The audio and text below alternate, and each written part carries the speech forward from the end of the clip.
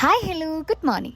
പതിവ് പോലെ തന്നെ നമ്മൾ രാവിലെ തന്നെ ഡ്യൂട്ടിക്ക് എത്തി. ചെന്ന് ബെഡ് മേക്കിംഗ് കഴിഞ്ഞപ്പോൾ നമുക്ക് ഒരു കൊട്ട പാഡ് കട്ട് ചെയ്യാൻ തന്നിട്ടുണ്ടായിരുന്നു കേട്ടോ. സത്യം പറഞ്ഞാൽ വാർഡിൽ നിന്ന് വേറെ പണിയെടുക്കുന്നേക്കാൾ ഒരു റിലാക്സേഷൻ ആണ് ഇങ്ങനെ വന്ന് പാഡ് കട്ട് ചെയ്യുന്നതെങ്കിലും ഞങ്ങളത് സമ്മതിച്ചു തരാം. പിന്നെ ഇതിന്റെ പ്രശ്നം എന്താണെന്ന് വെച്ചിട്ടുണ്ടെങ്കിൽ ഈ പാഡ് കട്ട് ചെയ്യുന്ന സമയത്ത് ഇതിന്റെ പഞ്ഞി നമ്മുടെ മൂക്കിലേക്ക് അടിച്ചൊരു നല്ല തുമ്മലും പാഡ് കട്ട് ചെയ്ത് കഴിഞ്ഞ് നമ്മുടെ യൂണിഫോം കാണാൻ വളരെയധികം ഭംഗിയുമായിരിക്കും. പിന്നെ കൈമുറിയാതിരിക്കാൻ ഇത് പ്രത്യേകം ശ്രദ്ധിക്കണം. പിന്നെ ഈ പാഡ് കട്ടിങ്ങിൽ എൻ്റെ ഇടപെടൽ കാരണം കുറേ ദിവസം പട്ടി കടിച്ച പോലെ കിട്ടിയിട്ടുണ്ട്. അത് കഴിഞ്ഞ് അതെല്ലാം സൈഡാക്കി നമ്മൾ ഉച്ചയ്ക്ക് കഴിക്കാൻ നേരെ തലശ്ശേരിയിലേക്ക് വിട്ടു. സത്യം പറഞ്ഞാൽ എപ്പോൾ തലശ്ശേരി പോയാലും ഞാൻ ചോറാണിട്ട് കഴിക്കാറ്. പക്ഷെ കുറേ നാക്ക് ശേഷം ഇന്ന് ബിരിയാണി കഴിച്ചു. മനസ്സും വയറും അങ്ങോട്ട് നിറഞ്ഞു. അതിൽ നിന്ന് വിശ്രമിക്കാൻ പോയിരുന്നപ്പോഴത്തേക്ക് നമ്മുടെ അടുത്തൊരു ക്യൂട്ട് കുട്ടൻ വന്നിട്ടുണ്ടായിരുന്നു കേട്ടോ.